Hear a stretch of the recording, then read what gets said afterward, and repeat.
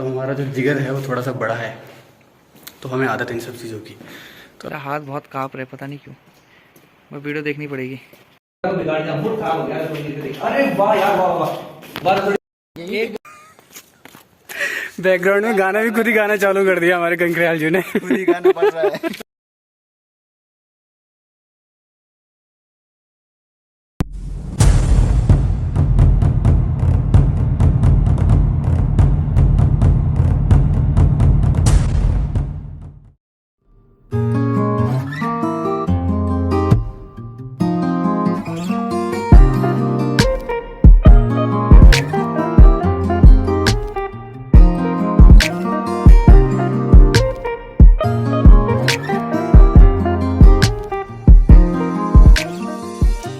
Ladies and gentleman, भाइयों और बहनों और मेरे प्यारे दगड़ियों, स्वागत है आपका मेरे YouTube channel travel with Ganga पुत्र में। तो दोस्तों, फाइनली मैं आ चुका हूं आप लोगों के सामने अपने एक धमाकेदार व्लॉग के साथ। और अगर आपने मेरा 84 कुटिया का पहला पार्ट नहीं देखा है तो भैया जल्दी से जाकर उसे देख लीजिएगा। और इसी के साथ पेश है दोस्तों 84 कुटिया के कुछ नए नज़ारे। कमेंट करके बताना अनिवार्य है कि भैया आपको लगा कैसा।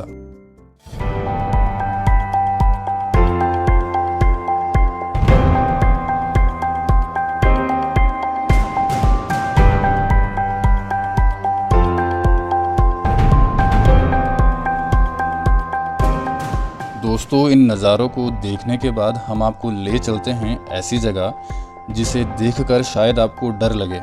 और अगर आपको डर लगे तो कुर्सी के नीचे मत छुपिएगा। क्यों? क्योंकि ये जगह इतनी भी डरावनी नहीं है।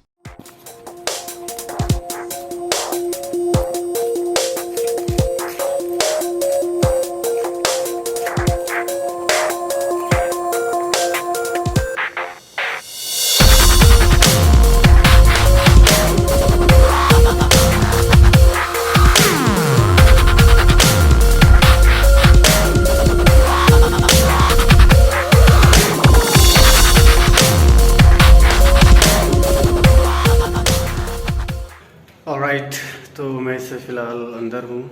अंदर मतलब कुछ जगह हैं जहाँ पे मेरे ख्याल से शायद ये लोग रहते रहे होंगे। और ये कुछ इस प्रकार से इधर है, तो आप देख सकते हैं। तो मैं आपको हर एक कमरे में जा कर के दिखाता हूँ। पर इतना है कि अगर इंसान जो फर्स्ट टाइम आएगा, शायद क्या पता है जिसको ऐसे हिस्टोरिकल चीज़ों की आदत ना हो तो वो क्या पता डर भी सकता है।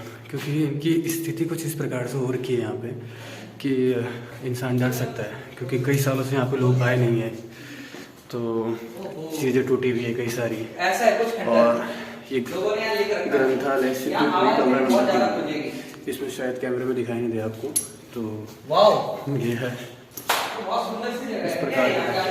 मतलब यहाँ का जो माहौल है कुछ इस प्रकार से भी है कि शायद क्या पता आपको डर भी लग सकता है। क्योंकि यहाँ पे गंदगी वंदगी वगैरह और चीज़ें इतनी टूटी हुई हैं, दिख रहा होगा खैर आपको। तो इतनी सारी चीज़ें टूटी फूटी हैं यहाँ पर, तो शायद क्या पता डर लगे देख करके। क्योंकि काफ़ी टाइम ये खंडर पड़े हुए हैं, तो जाहिर सी बात है खंडरों को देख करके डर तो लगता ही है। पर हम लोग जिगरे वाले आदमी हैं।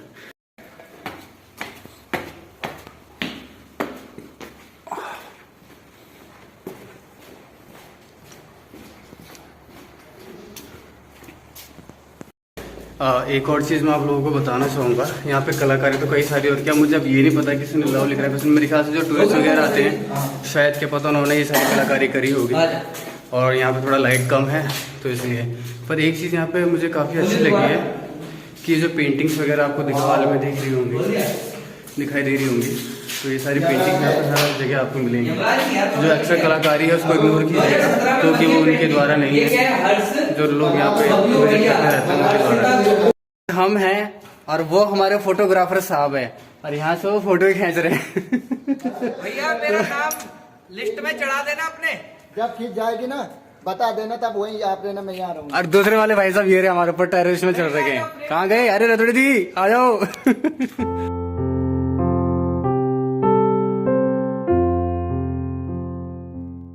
एक चीज़ बताना चाहूँगा दोस्तों, यहाँ पे अभी इनका स्लो मोशन चल रहा था। और बैकग्राउंड में क्योंकि म्यूजिक तो बज नहीं रहा है तो लोगों की क्रिएटिविटी देखो, मतलब बैकग्राउंड में गाना भी खुद ही गाना चालू कर दिया हमारे कंकरियाल जी ने। खुद ही गाना पड़ रहा है।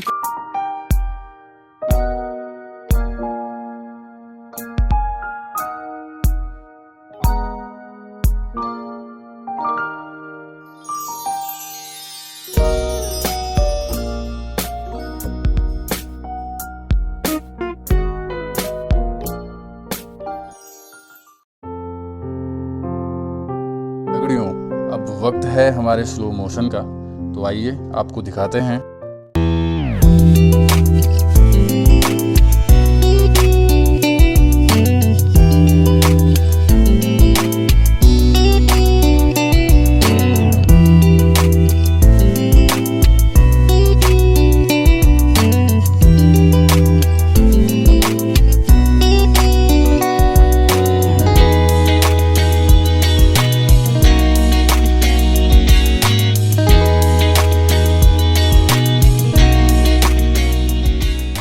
तो हम सब अभी तक हम लोग 84 कुटिया में घूम रहे थे यहाँ पे, और मैं एक चीज़ आपको बताना चाहूँगा, जो इन कुटियों की खासियत है शायद आप लोगों ने नोटिस किया हो या नहीं किया हो, पर जितनी भी कुटियाओं को आप यहाँ पे देखोगे ना, उन सब कुटियाओं में आप देखना कि पत्थर का ही प्रयोग किया गया है। ये देखिए पत्थर का ही है, और ये जो इसमें मिट्टी लगा रखी है ना, इसको मिट्टी है और चूना मिला करके इन्होंने इसको यहाँ पे बनाया है।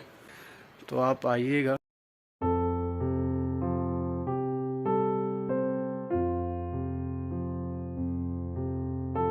दगड़ियों, इस जगह को देखकर हमारी एक्साइटमेंट इतनी बढ़ती जा रही थी कि हमारा मन और हमारे पैर दोनों ही इस जगह को पूरा एक्सप्लोर करना चाहते थे।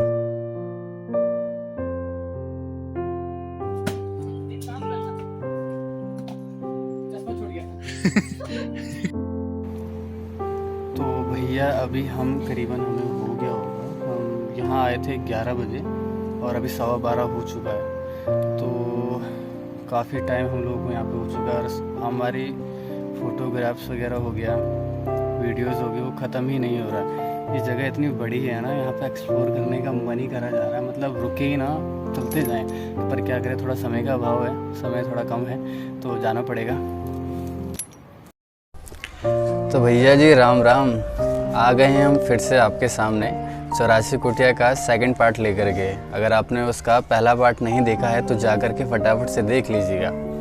और इस समय वक्त है थोड़ी सी ज्ञान की बातों का, तो हम आपको देना चाहेंगे। तो दोस्तों, पिछले व्लॉग में मैंने आपको बताया था कि महर्षि महेश योगी जी का आश्रम कब और कैसे बना, और उसको बनने के बाद आश्रम में क्या क्या हुआ, अब मैं आपको इसके बारे में जानकारी दूंगा।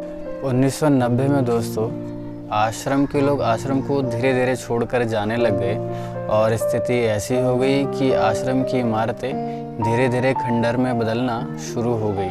और सन 2000 की शुरुआत में आश्रम की ज़मीन फिर से वन विभाग को सौंप दी गई। दोस्तों, बीटल्स के बारे में मैंने आपको बताया था अपने पिछले व्लॉग में कि वो कौन थे, और उन्होंने इसी जगह पर अपने कई सारे गानों को कंपोज किया था और आश्रम को एक नई पहचान दी थी। और इसी दौरान जॉर्ज हैरिसन, जो कि इस ग्रुप के मेंबर थे, उन्होंने सितार बजाना भी यहीं सीखा था। बीटल्स इस आश्रम में सिर्फ 1 महीने ही रुके थे। दोस्तों, ये है इस आश्रम का किचन, और कभी एक समय था जब इस किचन में 500 व्यक्तियों का खाना बनता था, और आज इसकी ऐसी हालत देखकर हम बिल्कुल भी आइडिया नहीं लगा सकते हैं। और दोस्तों, महर्षि जी ने इसी स्थान से science of being, art of living जैसी कई फेमस बुक्स के ऊपर अपनी टिप्पणियों की फर्स्ट कॉपी यहीं से ही पब्लिश करी थी। दोस्तों, ये वो जगह है जहाँ पर आश्रम के वो लोग रहते थे जो यहाँ पर ध्यान और योग सीखने के लिए आए थे, और इन इमारतों को इस प्रकार से बनाया गया था कि जिससे धूप सीधा यहाँ अंदर आ सके और पॉजिटिव वातावरण बना रहे। दोस्तों, अगर आप भी इस जगह पर आएंगे तो आपको भी यहाँ पर एक अलग ही एनर्जी का एहसास होगा। दोस्तों, अब है एक इंटरेस्टिंग बात। अगर आप सोच रहे हैं कि पत्थरों से बनी जो छोटी छोटी झोपड़ियाँ थीं वही 84 कुटिया है, तो भैया आप गलत हैं। वो 84 कुटिया नहीं है। इस आश्रम के अंदर एक इमारत बनाई गई है जिसके अंदर कई सारी छोटी छोटी कुटियाएँ हैं जो कि 84 हैं, और वो कुटियाँ इस प्रकार से बनाई गई हैं कि सिर्फ उसमें एक ही व्यक्ति ध्यान करने के लिए अंदर जा सकता है। तो उस इमारत की इमेज ये है आपकी स्क्रीन पर। दोस्तों, ये था इतिहास महर्षि महेश योगी जी के आश्रम का, और आशा करता हूँ कि आपको पसंद आया होगा। अगर पसंद आया है तो कमेंट करके ज़रूर बताइएगा। दोस्तों, मैं जानता हूँ मेरे पीछे का बैकग्राउंड इतना इम्प्रेसिव नहीं है, तो इसको इग्नोर कीजिएगा। और हमारी मेहनत आपको दिख ही रही होगी, तो हमारी मेहनत के लिए एक लाइक और एक शेयर ज़रूर कर दीजिएगा। और बहुत जल्द मिलते हैं आपसे एक नए व्लॉग के साथ। तब तक आप एंजॉय कीजिए हमारे इस सिनेमैटिक शॉट को।